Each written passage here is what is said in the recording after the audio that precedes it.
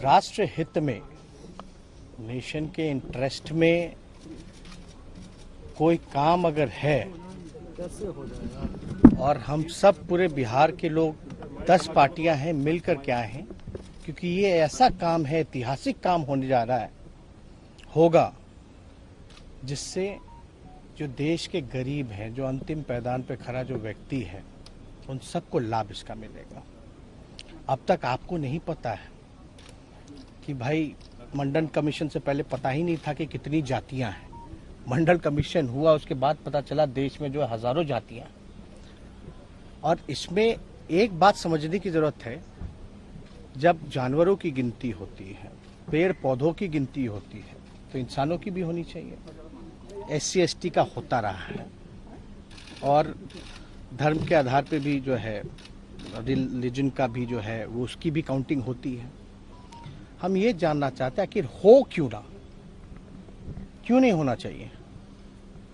जब आपके पास कोई साइंटिफिक आंकड़ा है ही नहीं, तो आप कल्याणकारी योजना तो कर ही नहीं सकते। गवर्नमेंट के पास अभी, किसी भी सरकार के पास स्पष्ट आंकड़ा या कोई इस विषय में जानकारी जो है कि भाई कौन ऐसा समाज का लोग है जो दिहाड़ी मजदूर है, कौन ऐसे लोग हैं जो भूमिहीन हैं, कौन ऐसे जो लोग हैं जो भीख मांगते हैं।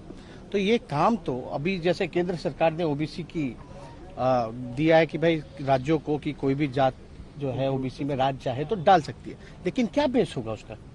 तो आंकड़े आपके पास होंगे तब तो आप तय कीजिएगा, तब आप किया जाएगा।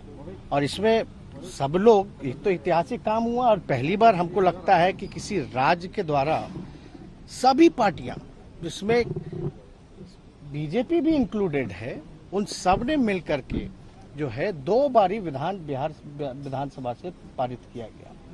तो अब प्रश्न जब पूछा गया पार्लियामेंट में, तो बोला गया कि कोई पॉलिसी नहीं है। लेकिन आपको भी पता है, आदरणीय लालू जी, मुलायम सिंह जी, UP के सरकार में, मनमोहन जी के समय में जातीय, शैक्षणिक और आर्थिक जनगणना हुई थी। लेकिन उसके आंकड़े जब केंद्र सरकार जो भी रहे, उसके बाद स्पष्ट जो जानकारी हम लोगों को नहीं मिली, ये बताया गया कि भाई करप्ट हो गया है डेटा। और हम लोगों ने कई बातें रखी कि भाई कैसे इंटरेस्ट में है, और ये भी बात की कि इसका कोई विरोध नहीं करता।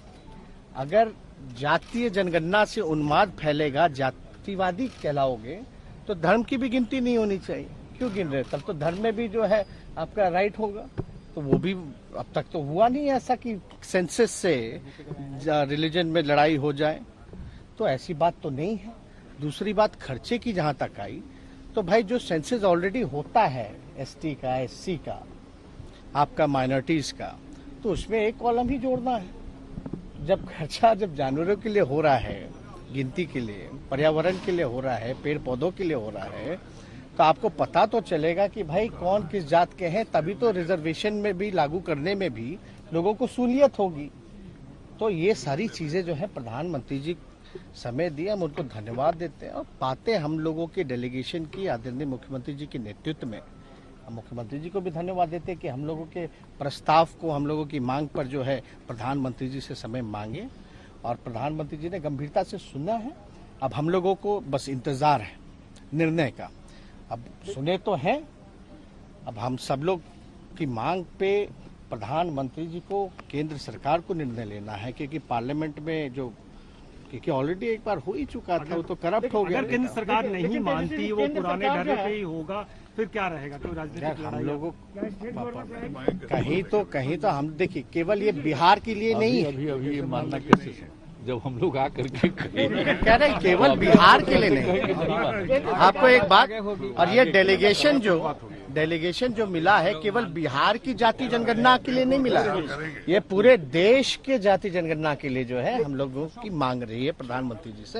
अब निर्णय है, आप लोग सियासी तौर पर भी करीब आ रहे हैं सर, मुद्दे मिल रहे हैं आप दोनों के। नेशनल